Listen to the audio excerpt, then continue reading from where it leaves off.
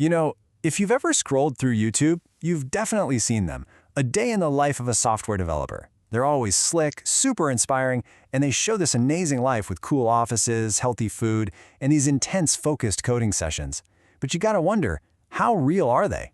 Well, today we are diving into a really cool research paper that puts these vlogs under a microscope to separate the real life from the real life of a modern developer.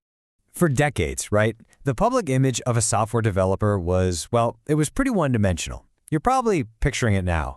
A lone genius, hoodie up, hunched over a keyboard in a dark room, fueled by nothing but pizza and energy drinks. It's a stereotype that's stuck around for a long time, but online, it's being challenged in a big way. Because if you hop onto YouTube, you see a completely different picture. I mean, these vlogs show developers as these well-rounded social people. They're hitting the gym, they have hobbies, they're hanging out with friends, and, oh yeah, they also happen to write code at some of the biggest tech companies in the world. It's a much more polished, and frankly, a much more inviting image. And that brings us to the big question, doesn't it? Is this new online persona just some glossy fantasy, or does it actually reflect a real shift in the profession? Well, a team of researchers, Sauti Chattopadhyay, Thomas Zimmerman, and Danae Ford, set out to answer that exact question, and what they found is pretty surprising. Okay, let's get into it. So, first up, the researchers needed to figure out what these vlogs are actually showing. What specific activities do these developer vloggers choose to put in their perfectly curated day-in-the-life stories?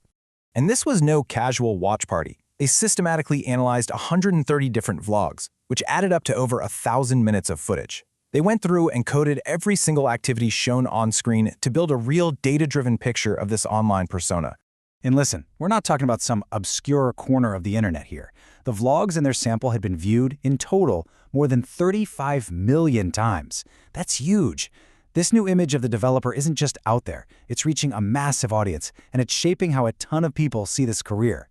And here is what they found. This is really the first big surprise. You'd think these vlogs would be all about the code, right? Nope. Take a look at this chart. Actual coding sessions only made up about 11% of the screen time. The single biggest category, at a whopping 47.3%, was health, workout, and lifestyle content. That's nearly half the time dedicated to things totally outside the traditional 9 to 5. Okay, so we've got a clear picture of the real life, but how does it actually compare to reality? Well, let's get to the next part of the study, because this is where it gets really interesting. To get the real-life side of the story, the researchers went out and surveyed 335 professional developers working at a major software company. And they didn't just ask them what their days are like, they asked them what they would show if they were the ones making a vlog. And this just lays out the initial disconnect perfectly. When the industry devs were asked what they'd show in a vlog to represent their job, they said they'd focus way more on the technical stuff. Problem solving, coding, debugging. They said they'd show way less of the lifestyle content that we see all over the actual YouTube vlogs.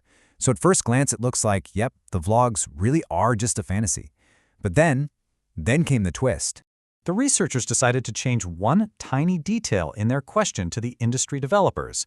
And that one little change, well, it changed everything. They gave them a different motivation. They asked some of the developers to imagine making a vlog not for their own personal brand, but for a specific social cause, to promote diversity and to encourage more kinds of people to join the field. And the effect was immediate. It was dramatic. The whole idea of what a developer's day in the life should look like was completely flipped on its head once the goals shifted from just showing the job to actually inspiring others. All of a sudden, these industry developers wanted to show more of their lives outside of the office, more personal projects, more time with family, more focus on health and wellness. In other words, when their motivation was to make the profession seem more welcoming and accessible, their ideal vlogs started to look almost exactly like the ones that are already so popular on YouTube. So what's the big takeaway here? What does all this tell us about the identity of the modern software developer? Okay, so here's the crucial point. The lifestyle-heavy stuff in these vlogs, it isn't a lie. It's a curated reality, and that curation is 100% deliberate. Vloggers, many of whom are trying to grow the community, are making a conscious choice to show the parts of the job and lifestyle that make it look balanced, human, and something you can actually achieve.